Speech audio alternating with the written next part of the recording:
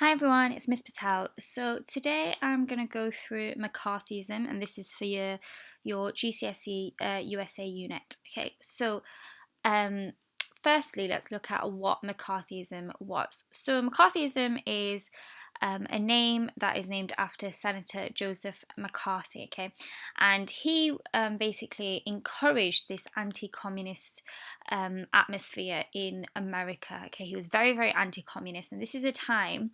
So it's in the 1950s, at a time where lots of countries are falling to communism.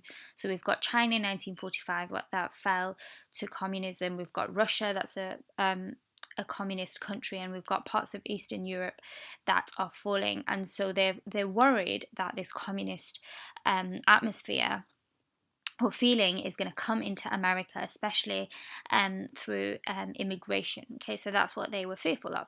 So Senator Joseph McCarthy's fear of communism is where McCarthyism comes from. Okay, and so McCarthyism just means fear of communism, and you might remember this from the 1920s, and we call this the Red Scare. Red being a symbol for communism. So when we say Red Scare, that is for the 1920s, and when we say McCarthyism or the Second Red Scare, we that's during the 1950s, so make sure you know the differences. Okay, so if you have an exam question where it's referring to the Red Scare, it will be for the 1920s. McCarthyism would be 1950s. Okay, but it is the same thing, which is a fear of communism.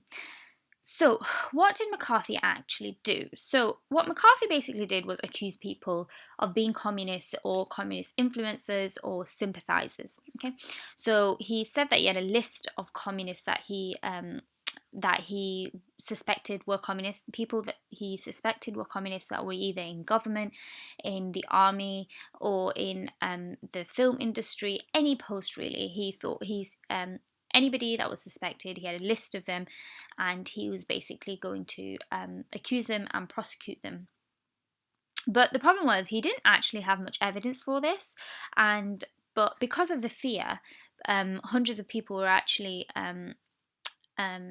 imprisoned and lost a lot of their jobs or their livelihood as a result of this. Okay, so if you were labelled to be a communist by McCarthy, you weren't going to have a very good life after this because you lost all your chances. Okay, so for example, McCarthy actually accused 45 army officers of being communists. But when he was asked to prove this, he had no evidence, and eventually he actually lost his job. Okay. Another point to note is that the Communist Party was banned in the USA. Okay, so this is quite big because it shows how big the fear was.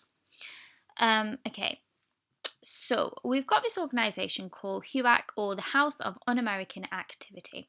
So it was basically like an investigation, this organisation, and it had the right to investigate anybody who is accused of communist behaviour. So we've got an example here. So in 1947, a group of people known as the Hollywood 10, okay, were suspected and brought to court in front of McCarthy. Okay, so McCarthy thought that they were communist sympathizers or influencers in any way.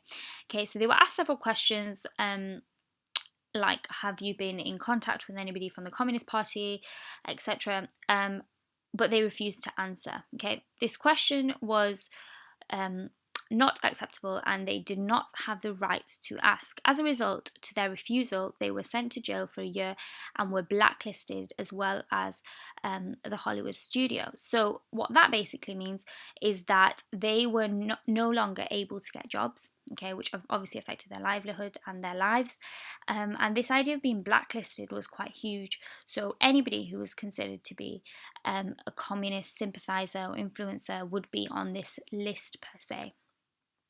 Okay, and so the House of Un-American Activity was in charge of basically filtering out those who were part of any communist behaviour. And remember, this wasn't always something that had evidence. Sometimes it was just based on accusations.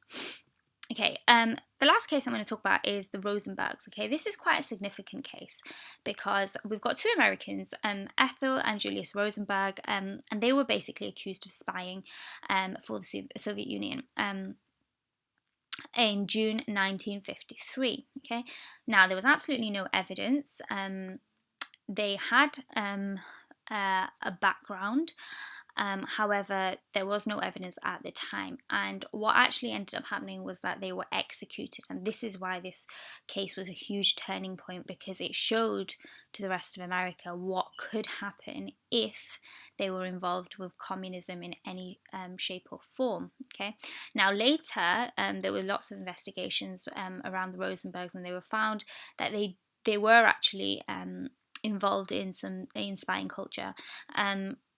And so they were in a way communist sympathizers. However, at the time that wasn't known.